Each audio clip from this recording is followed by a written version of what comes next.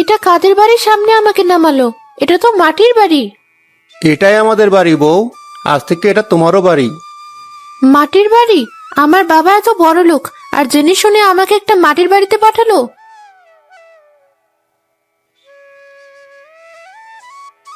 কি সুন্দর বউ, দেখবে না কত সুন্দর বেনারসি পালকি? বউটাকে কি দারুণ লাগছে।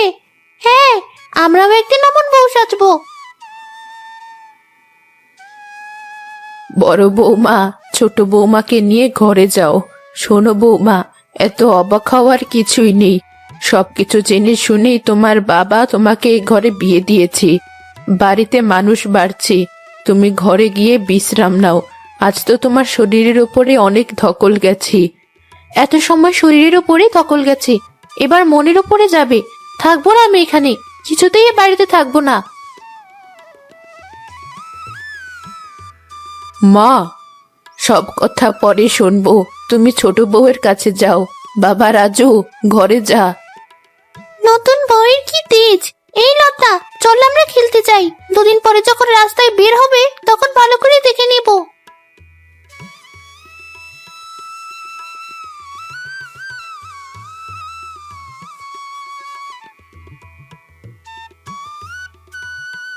এই জামাগুলো আমার একটুও পছন্দ হয়নি। বাবা কেন এমন জামা আনলো? একদম সস্তা জামা, লাগবে না এসব জামা আমার। তোমার মেয়ের আবার কি হলো? এভাবে চিৎকার করছে কেন? এক সপ্তাহ পরে এই বাড়িতে এলাম, তবুও যদি একটু শান্তি না দাও, বিশ্রাম তো অন্তত নিতে দাও। হ্যাঁ, তুমি এদিকে বিশ্রাম নাও, আর তোমার মেয়ে ঘরের জিনিসগুলো সব ভেঙে গুঁড়ো করুক। চলো তো গিয়ে দেখি। মেয়েটাকে নিয়ে আর পারি না, মেয়েটা কেন যে এত বিগড়ে গেল কে জানে। এটা কি করেছিস তুই? আমার দামি বোতল এভাবে ভেঙে দিলি? আমি ইচ্ছে করে করিনি, আমার হাত ফসকে বোতলটি ভেঙে গেছে।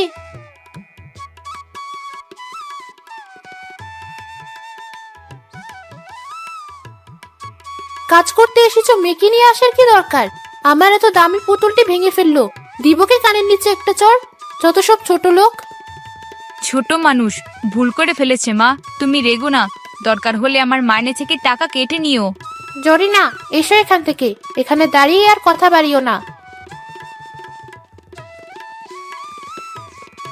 শান্তি নেই এই বাড়িতে আমার। কোথা থেকে যে সব ছোট লোকগুলো বাবা বাড়িতে হাজির করে কে জানে।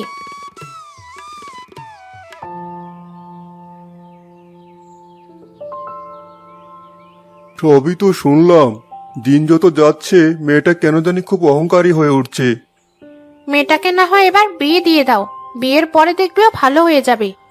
হ্যাঁ গিন্নি, তুমি ঠিকই বলেছ, আমিও সেটাই ভাবছিলাম। তবে ওকে আমি গরিব করে বিয়ে দিব, না হলে কষ্ট কি জিনিস ও বুঝবে না, আর এটা না বুঝলে ও কখনো শুধরাবে না। তুমি যেটা ভালো মনে করো সেটাই করো। আমি চাই আমাদের মেয়েটার ভালো হোক। বউ সাজে রিমি ঘরে খাটের উপরে বসে থাকে। বিভিন্ন মানুষ বিয়ে বাড়িতে।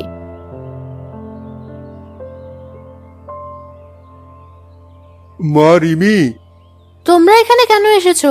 আমি তোমাদের সাথে কথা বলতে চাই না। আমি তোমাদের বোঝা হয়ে গেছি তাই পরের ঘরে দিয়ে দিচ্ছ, এটা আমি বেশ বুঝতে পারছি। না মা, সব মেয়েদের নির্দিষ্ট একটা বয়সে পরে করে যেতে হয়। আমরা তোর বাবা মা, তোর ভালোই তো চাই। সেটা আমি জানি, আমাকে আর বলতে হবে না। এখন বুঝতে পারবি না, এটা তুই পরে বুঝতে পারবি। মহা ধুমধামে রিমির বিয়ে হলো। এত সময় শরীরের উপরে ধকল গেছে, এবার মনের উপরে যাবে। থাকবো না আমি এখানে, কিছুতেই এ বাড়িতে থাকবো না।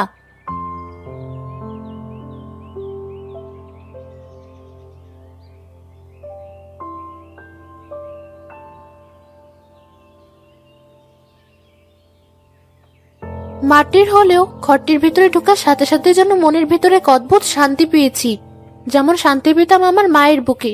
কিন্তু বাবা তো জানে আমার এমন বাড়িতে থাকতে কষ্ট হবে, জেনে শুনে।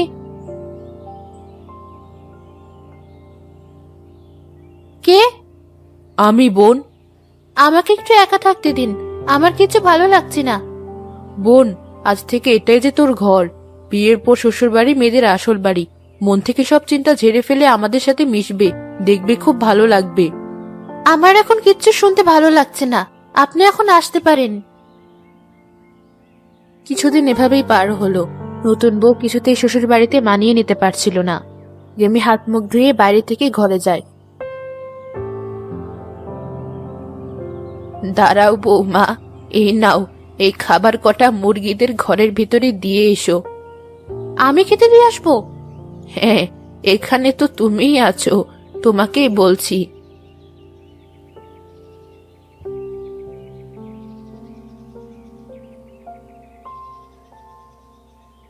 আমাকে এই কাজও করতে হচ্ছে, না জানি আর কি কি করতে হবে এ বাড়িতে। দাঁড়াও বৌমা, এত তারা কিসের ঘরে যাওয়ার? সারাদিন তো ঘরেই থাকো। আবার কি হলো? মাটির বাড়ি একটু লেপে দিলে বেশ ঝকঝকা দেখা যায়। বড় বৌমা তো অসুস্থ, তুমি না হয় আজ ঘরগুলো লেপে ফেলো। এই নোংরা ঘরগুলো আমি লেপবো? পারবো না আমি, এসব আমার দ্বারা কখনোই হবে না। ছি ছি, এই মাটির বাড়ি দেখলে আমার গায়ের ভিতরে কেমন জানি হয়।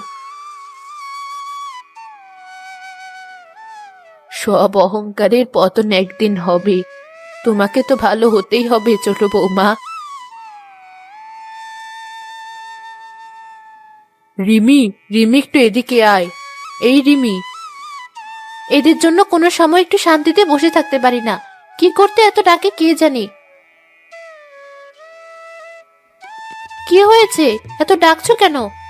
বোন, ঘরে একটুও পানি নেই, আমাকে একটু পানি এনে দে, এখান থেকে উঠতেও পারছি না, তরকারিটা যে পুড়ে যাবে। এসব আমি পারবো না, আমি কিচ্ছু করতে পারবো না। এমন করতে হয় না বোন, সংসারের কাজ মিলেমিশে করলে সংসারে শান্তি আসে। আমি কোন ঘরের মেয়ে এটা মনে হয় আপনারা ভুলে গেছেন। আমার বাবা এত ধনী, আর তার একমাত্র মেয়ে আমি।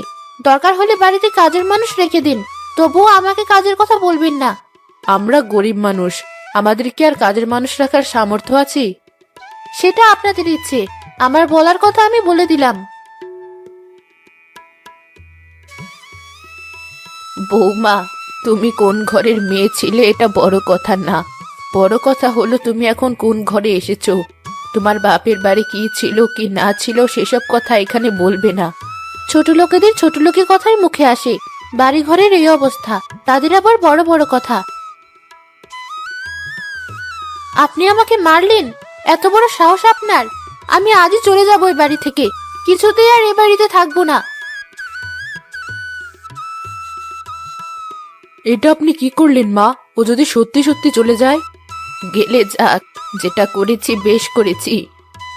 কিছুক্ষণ পরে রাজু বাড়ি ফিরলে তার মা তাকে সব কথা খুলে বলল। তুমি চিন্তা করো না মা, আমি দেখছি ব্যাপারটা। ওর মা বাবাকে এখনই এখানে আসার জন্য বলছি। এই মেয়ের সাথে পারা বড্ড মুশকিল, জেনে শুনে একে তোর ঘাড়ে চাপানো ঠিক হয়নি আমার। তোর জীবনটা আমি শেষ করে দিলাম। আমাকে নিয়ে তুমি চিন্তা করো না মা, আস্তে আস্তে সব ঠিক হয়ে যাবে।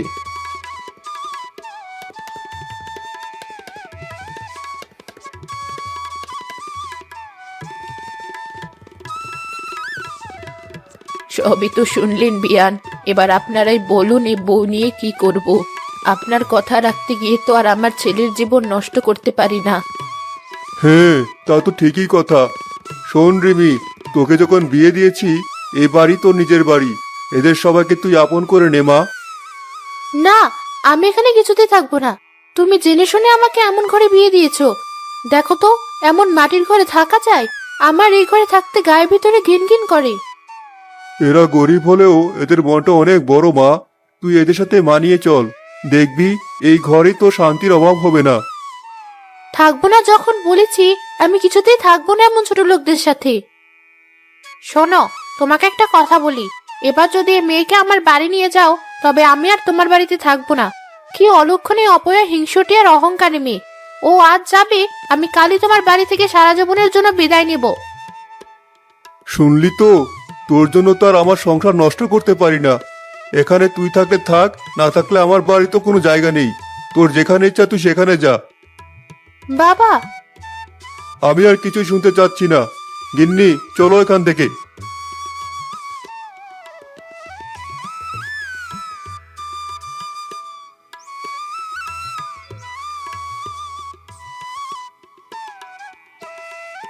সেই রাতে রিমির খুব জ্বর এলো। সারা রাত জেগে সাথী ও তার শাশুড়ি পাশে বসে রিমিকে সেবা করলো। মা, রিমির গায়ের জ্বর তো কিছুতেই নামছে না। অনেক রাত হয়েছে, এখন তো কোনো ডাক্তারও পাওয়া যাবে না। হ্যাঁ মা, মেয়েটার কষ্ট এভাবে আর দেখা যাচ্ছে না। কাঁদিস না বোন, আমরা তো আছি তোর সাথে, তুই কিচ্ছু চিন্তা করিস না। বড় বৌমা, তুমি একটু বিশ্রাম নাও, না হলে তোমার শরীর আবার খারাপ করবে।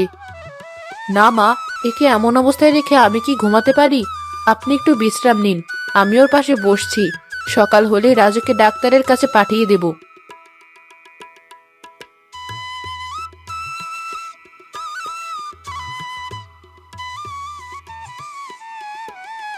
পরের দিন সকালে রাজু ঘরে আসে। সাথী ও বুড়ি রিমির পাশেই বসে বসে ঘুমাচ্ছিল। সারা রাত এরা আমাকে কত সেবা যত্ন করলো, আমার কত খেয়াল রাখলো, আর আমি কিনা এদেরকে এত কষ্ট দিয়েছি। সত্যি আমি খুব খারাপ। কি হলো বউ, কাঁদছো কেন? শরীরটা কি বড্ড খারাপ লাগছে? আস্তে কথা বলো।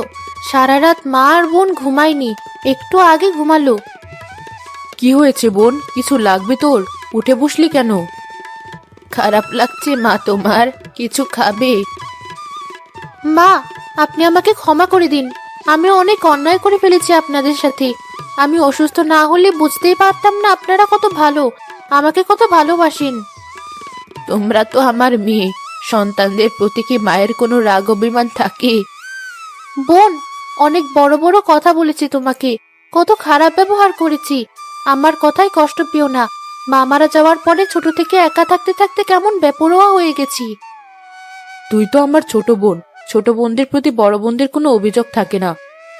আজ থেকে আমি আর কাউকে মনে কষ্ট দিয়ে কথা বলবো না, অহংকার করব না। এই মাটির ঘরটি আজ থেকে আমি সুন্দর পরিপাটি করে গুছিয়ে রাখবো। তোমরা সবাই অনেক সুখী হও মা, আমার দোয়া সবসময় তোমাদের সাথে থাকবে।